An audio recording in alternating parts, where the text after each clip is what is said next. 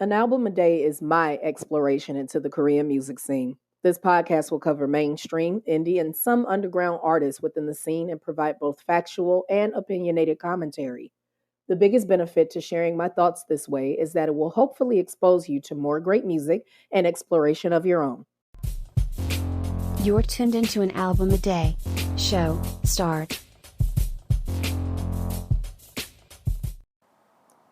Okay, we're getting into it. So, yesterday we ended with that long title that I'm not even about to remotely try to make myself remember, plus the reissue, and ranked it. And coming in a little bit late this evening, but that's okay. It's still 5 days worth of content. We're looking at an EP. So, yes, it's been fully resolved. I will consider the EPs in between everything and kind of just go from there. So this episode, what we're looking at is 2 a.m. F. Scott Fitzgerald's Way of Love. This was released March 12th, 2012.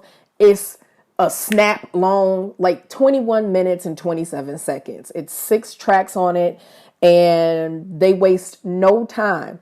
But this album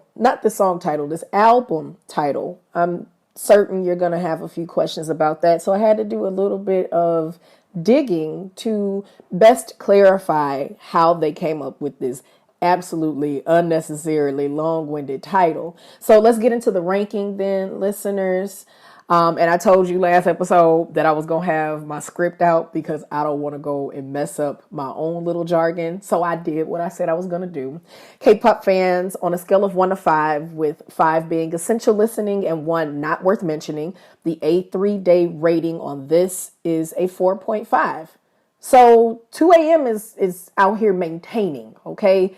2 5-ranked studio albums, a 4 for an EP and a reissue, and now a 4.5. And honest to goodness, I'm not even lying to you. The only reason this is a 4.5 is because it's only 21 minutes long.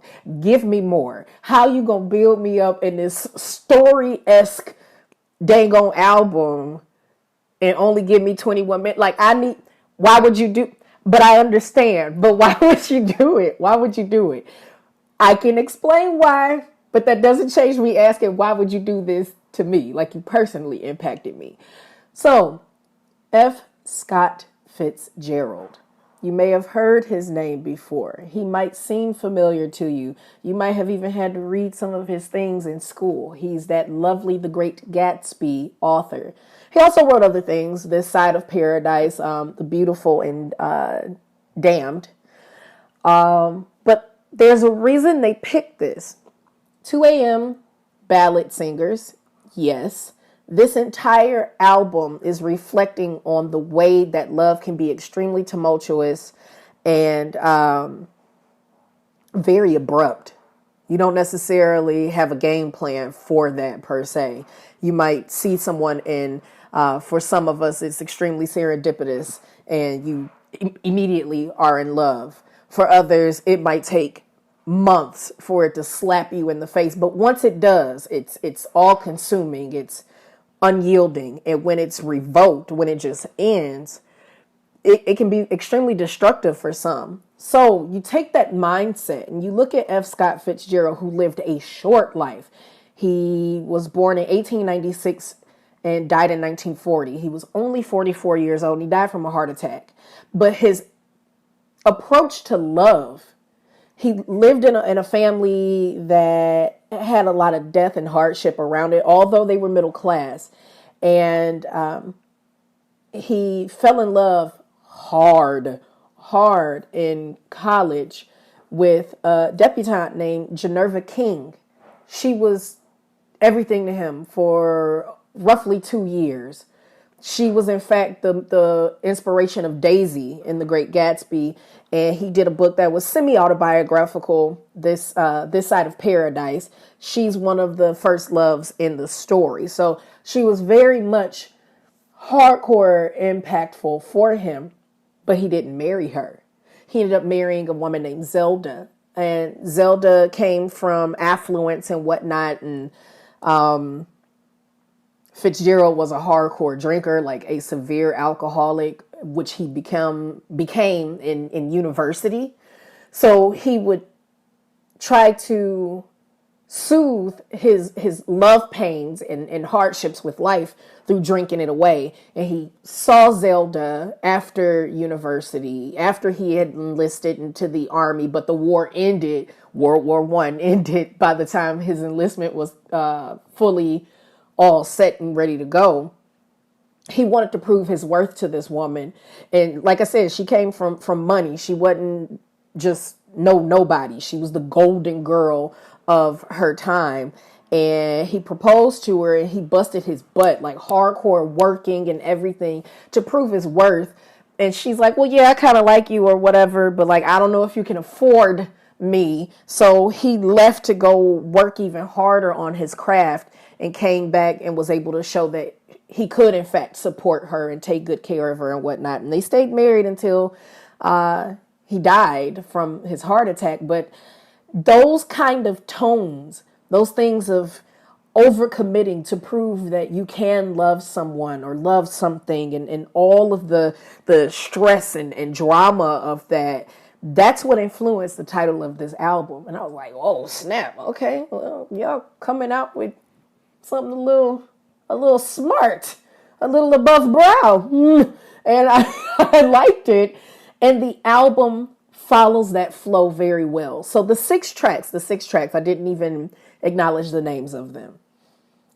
You Were Mine is the first one. And the lyrics were written by Weesung, who probably next year is somebody we'll get into because, dear God, it's going to take a while to finish getting through the idol groups.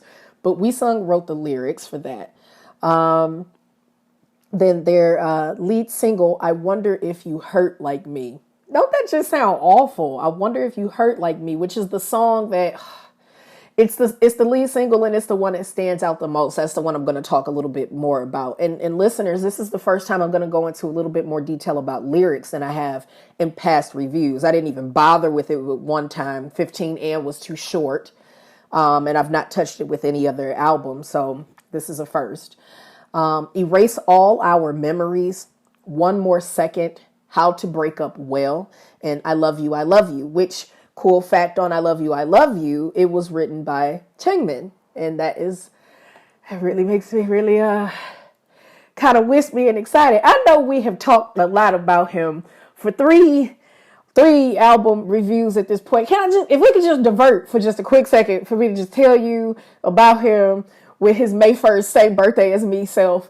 I really adore him. He's born a year after me. And not only is he a part of 2AM/One Day, he was also a member of this duo called Home. So that means I get to talk about him twice. I'm really excited about it because I get to talk about him when we get to the H list of artists. Like, wow, my brain just froze. Look at that. Help me, God. I'm thinking of soloists. I'm thinking of Hyuna, Heartfelt, but we're not talking about soloists. We're talking about groups, and a duo constitutes as a group. So I get to talk about him 2 times. Okay, so now that I made strange animal noises and enthusiasm, judge me not. He did write the last one. Is it okay? Mad. It's mad, but I like it because he did it. Let's talk about this single. I Wonder If You Hurt Like Me. First off, this title. What pain are you going through? With it only being 4 members in the group, it's very easy to balance the way that the song is lyrically distributed. Lyrics had Hitman Bang on it, so the producer and CEO of Big Hit definitely had a hand in that, and that's really, really cool. And I feel like that needed to be acknowledged, so that's why I'm telling you that. Also, Kim Do-hoon. He assisted with lyrics, music, and arrangement. So I'm going to be looking for more detailed information about him because I want to start getting into acknowledging some of these producers and whatnot a little bit more than what's going on here. Nonetheless, let me just give you the first verse to the chorus. Let's just go ahead and put a knife all up in your chest right quick. So as I think only of you all day, a single stream of tears flows on its own. Step by step, I see you. So even as I work, tears flow without me knowing. Even when I sing, even when I walk the streets, I'm filled with thoughts of you. I wonder if you hurt like me. I wonder if you cry like me. I wonder if you live all day in memories like me. Pain. Just twist it on up in there and give it a little wiggle. Because if you've been in a breakup, unless it was really, really bad and you just like, no, I ain't trying to think about you at all. You have these moments. And this isn't a new thing. This happens in all languages, in all songs that are talking about the emotional recovery of a breakup. You're reflecting, you're wondering the what ifs. Is this person thinking about me? Am I still in there? Well, at this time, yeah, we had cell phones at this point in time. This was not that long ago. It was 2012. So there were still cell phones. So am I still in your phone's address book? But it's a really good song. The video is very nice. So there is a music video for it. I do suggest that you take time and look it up. And even if you do say X on the video, which I think is also a good thing, because with me just listening to these albums without watching the music videos to influence my appeal to it, I can only go off of what I hear and whatnot. So if you do decide to skip the video and you're like, oh, well, I'll just listen to the song, you might as well listen to the whole doggone EP. It's only 21 minutes long. You're not missing out on anything.